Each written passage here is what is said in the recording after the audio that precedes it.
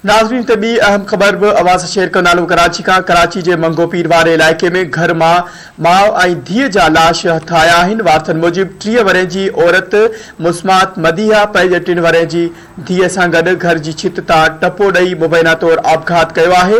इतला ते पुलिस पहुची माउ ऐं धीअ जा लाश अब्बासी शहीद इस्पताल मुंतक़िल करे छॾिया आहिनि।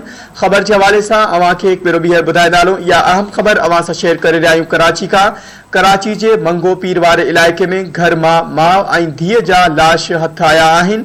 वारसनि मूजिबि 30 वरे जी औरत मुस्मात मदीहा पंहिंजे 3 वरे जी धीअ सां गॾु घर जी छित तां टपो ॾेई मुबैना तौरु आपघात कयो आहे। इतला ते पुलिस पहुची माउ ऐं धीअ जा लाश अब्बासी शहीद इस्पताल मुंतक़िल करे छॾिया आहिनि।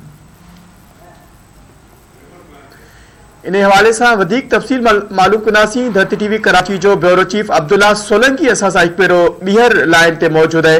अब्दुल्ला, अपडेट कजो, इन आपघात जा कारण मालूम थी सघिया आहिनि?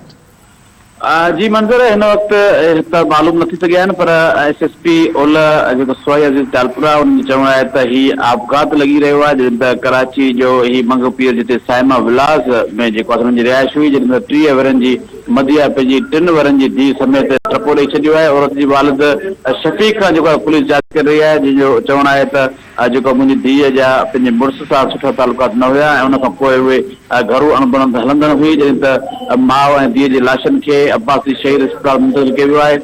SSP सोई अज़ीज़ तालपुर चयो आहे त मामले जी वधीक जांच जारी आहे। जी अब्दुल्ला, अपडेट करण लाइ अवां जी वॾी महिरबानी।